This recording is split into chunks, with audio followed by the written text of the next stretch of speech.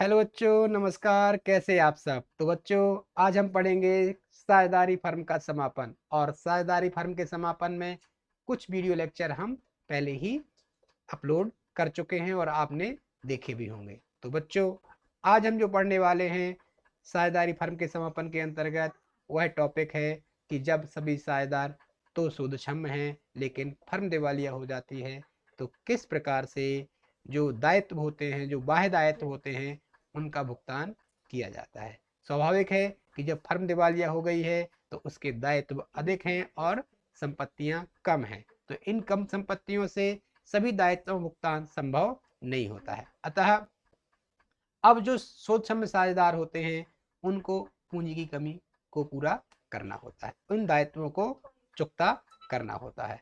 और चूंकि कंडीशन ही है कि जब सभी साझेदार सूक्ष्म है, अर्थात वो अपने हिस्से की जो कमी है उसको लेकर आएंगे और दायित्वों का भुगतान करेंगे। तो कैसे करेंगे, इसके लिए हम एक सवाल हल कर लेते हैं। तो बच्चों, सवाल इस प्रकार से है। सवाल है कि कृष्ण, अर्जुन तथा भीम एक फर्म में साझेदार हैं तथा वे 1:2:2 के अनुपात में लाभ हानि का विभाजन करते हैं। 31 मार्च 2021 को उन्होंने फर्म के विघटन का निश्चय किया। क्यों किया? क्योंकि आगे पता चलेगा हमको। इस तिथि को उनकी स्थिति निम्न प्रकार थी। चिट्ठा लिखा हुआ है और चिट्ठे में है दायित्व पक्ष में पूंजी खाते का शेष लिखा गया है, कैपिटल अकाउंट। कृष्ण, अर्जुन और भीम की क्रमशः पूंजी कितनी लिखी गई है? 12,000, 24,000 और 24,000। और तीनों की कुल पूंजी है 60,000। और कुछ दायित्व लिखे गए हैं जिसमें बिल्स पेबल है और सन्ड्री क्रेडिटर्स है 30,000 के और 48,000 से। इस प्रकार से कुल बाह्य दायित्व जो हैं वह 78,000 के हैं। अब इन बाह्य दायित्वों को भुगतान करने के लिए कुछ संपत्तियां हैं। और संपत्तियां क्या क्या हैं? फर्नीचर है, मशीनरी है, स्टॉक है, सन्ड्री डेटर्स है और कुछ कैश है 1200 रुपए की। और लाभ हानि खाते का डेबिट शेष है। यह तो हानि है एक प्रकार से, और हानि का अर्थ है कि यह हानि जो है इन साझेदारों के द्वारा पूरा की जाएगी। ठीक है, तो ये संपत्तियां जो हैं इनको बेचा जाएगा और इनसे जो वसूली होगी, उस वसूली से जो राशि प्राप्त होगी उससे इन दायित्वों को भुगतान किया जाएगा। तो देख लेते हैं क्या स्थिति हुई है, वसूली किस प्रकार से हुई है। फर्नीचर से 12,000 मिले हैं, मशीनरी से 6,000 मिले हैं, स्टॉक से 12,000 मिले हैं और विविध देनदारों से भी हमको मात्र 18,000 प्राप्त हो पाए। तो कुल मिला के यदि हम चारों राशि को जोड़ लेंगे तो ये आ जाता है 48,000 रुपये। और 48,000 रुपये हमारे पास पहले से कुछ कैश थी 48,000, तो ये हो जाएंगे 49,200। और हमें दायित्व का भुगतान कितना करना है बच्चों? 78,000 का भुगतान करना है। तो 48-49,000 रुपये से 78,000 का भुगतान कैसे होगा? तो जो शेष कमी है उस कमी की पूर्ति को साझेदार करेंगे और साझेदार पूरा करेंगे उनके लाभालाभ अनुपात में। ठीक है, तो देखना होगा कि क्या उनके पास इतना पर्याप्त राशि है कि इन दायित्वों का भुगतान वो कर सकें। तो बच्चों, देखते हैं कि कृष्ण, अर्जुन और भीम की स्थिति किस प्रकार से है। तो कृष्ण की निजी संपत्तियां जो हैं 13,200 की हैं और निजी दायित्व हैं जो 5,400 के हैं। निजी दायित्व क्यों लिखे गए हैं? क्योंकि जब साझेदार को फर्म के दायित्वों को पूरा करना होता है तो पहले कंडीशन ये होती है कि वह साझेदार अपने निजी दायित्वों को पूरा करेगा। और निजी दायित्वों को पूरा करने के बाद यदि उसके पास कुछ बचता है तो उस बची हुई राशि से वह फर्म के दायित्वों को पूरा करेगा। ठीक है, तो इसीलिए यहाँ पर निजी संपत्तियां भी लिखी गई हैं और निजी दायित्व भी लिखे गए हैं। ठीक है, तो अर्जुन की जो निजी संपत्ति 16,000 की है और निजी दायित्व है 3,600 की। भीम की 30,000 की निजी संपत्ति है और निजी दायित्व है 13,200 के। तो बच्चों, आपको आवश्यक खाते बनाने हैं। ठीक है, तो सबसे पहले चूंकि फर्म का समापन हो रहा है तो वसूली खाता बनाया जाएगा, रियलाइजेशन अकाउंट बनाया जाएगा। और रियलाइजेशन अकाउंट में क्या किया जाता है?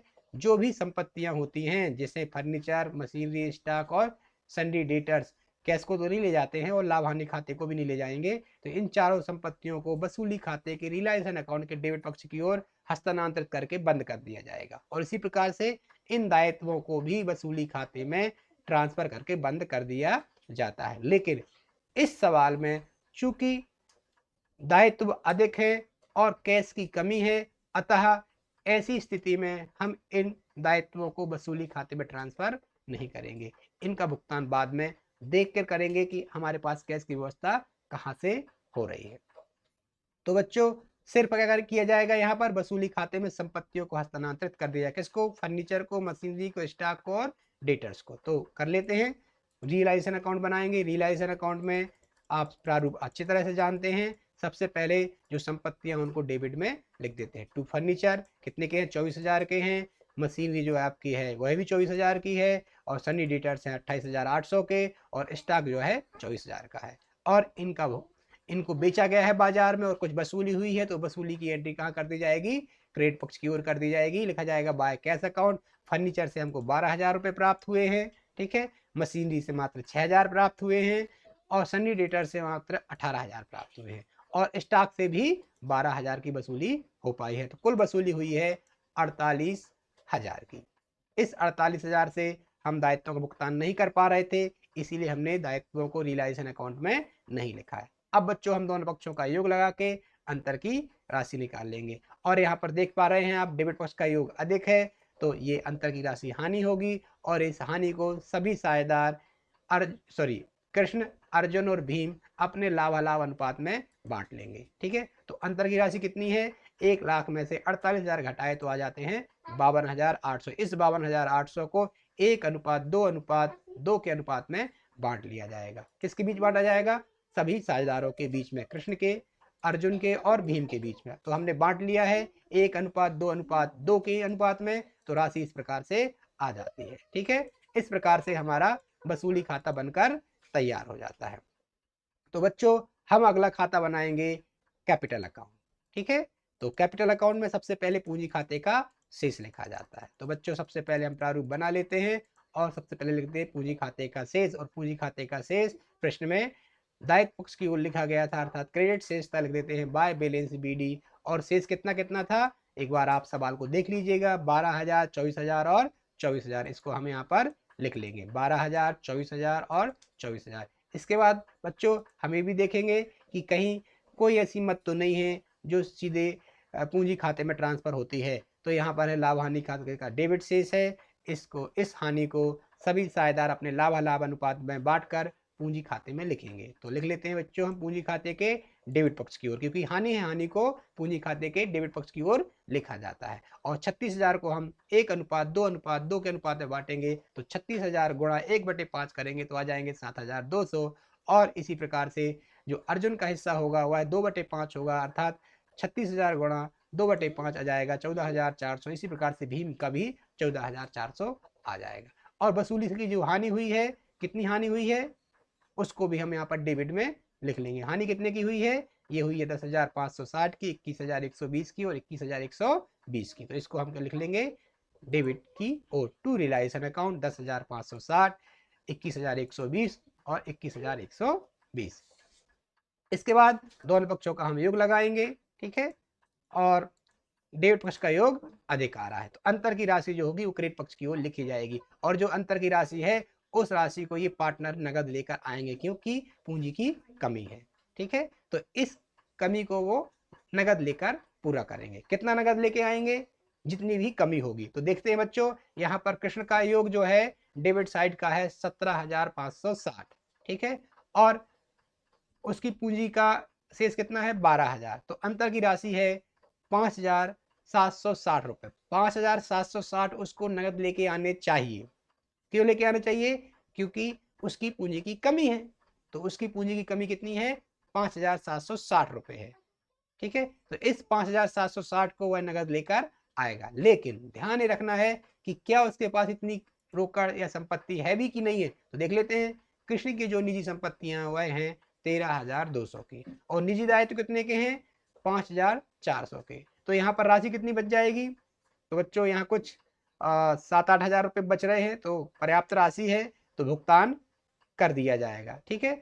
तो जो है वह राशि लेके आ जाएगा कितना 5,760। अब देखते हैं बच्चों हम अर्जुन के। तो अर्जुन के कितना है, अंतर की राशि चाहिए हमको 11,560। पहले हम एक बार चेक कर लेते हैं कि 11,560 क्या उसके पास हैं भी या नहीं है। तो देख लेते हैं, अर्जुन की जो कुल संपत्तियां वह हैं 16,000 की, और उसके दायित्व मात्र 3,600 के, अर्थात करीब करीब 12,400 रुपये उसके पास बच जाते हैं, जबकि उसको चुकाने कितने हैं यहाँ पर फर्म को, फर्म के लिए जरूरत है मात्र 11,520 की, तो वह नगद लेके आ सकता है 11,560। इसी प्रकार से हम भीम की राशि निकाल लेंगे, उसको भी जरूरत है 11,520 की, लेकिन एक बार चेक कर लेंगे हम कि क्या भीम के पास इतने पैसे हैं भी या नहीं है। तो देखिएगा भीम के पास जो निजी संपत्ति है वह 30,000 की है और दायित्व मात्र 13,000 के, तो 17-18,000 उनके पास बच जा रहे हैं, तो भुगतान हो जाएगा।